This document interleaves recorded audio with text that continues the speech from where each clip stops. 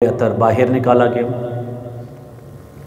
फिर आब ज़मज़म से धोया गया, सोने की ट्रे में रखा गया, फिर दोबारा आका करीम अलैहिस्सलाम के जिस्म अक़दस में रख दिया गया। अब अभी वक़ार जो इसमें नुक्ता आता है वो ये आता है कि सोने के जो ज़रूफ़ हैं वो उम्मत मुहम्मदिया सल्लल्लाहु ताला अलैहि वसल्लम में यूज़ करना जायज़ नहीं। तो अब कल्ब अतर को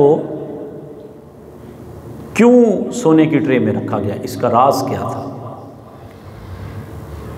अब वक़ार इसका सबसे पहला राज ये है कि सोना जो सा है वो तमाम धातों का इमाम है, वो तमाम धातों का क्या है, इमाम है। तो जो के साथ समात कीजिएगा।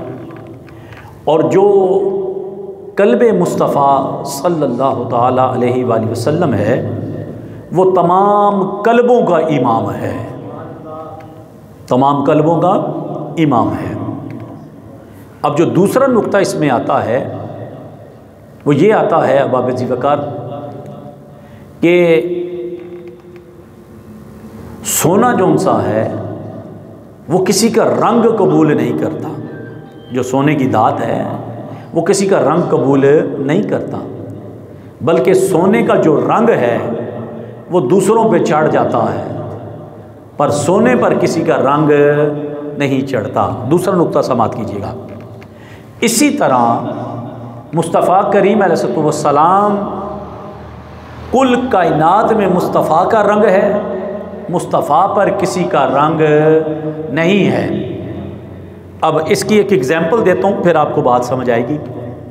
अब देखें, एक बच्चा है, वो चल रहा है, बैठ रहा है, ठीक है जी, बात कर रहा है, गुफ्तगू कर रहा है, उसका इखलाक। तो आप कहते हैं कि सेम इसमें हमें इसके वालिद की झलक नज़र आती है, यानी इस पर इसके बाप का रंग चढ़ा हुआ है, इस पर इसके चचा का रंग चढ़ा हुआ है, इस पर इसके ताया का रंग चढ़ा हुआ है, मामू का रंग चढ़ा हुआ है, इस पर इसके दादे का रंग चढ़ा हुआ है।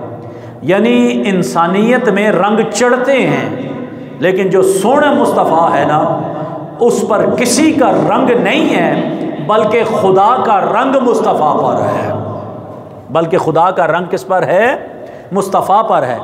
तो फिर मुझे कहने देना, कुल कायनात में मुस्तफ़ा का रंग है और मुस्तफ़ा पर खुदा का रंग है। दर हकीकत रंगे खुदा रंगे मुस्तफ़ा ये एक ही रंग है। जो इस रंग में रंगा जाता है बाबेजी वक़ार, वो अबू बकर सिद्दीक बन जाता है, उमर फ़ारूक बन जाता है, उस्मान गनी बन जाता है, अलीउल मुर्तज़ा बन जाता है, हसन हुसैन बन जाता है, इमाम आज़म बन जाता है, गौसे जली बन जाता है और मेरे अली बन जाता है। बात समझाई कि नहीं बाबेजी वक़ार? अब तीसरा नुक्ता आप समात कीजिएगा।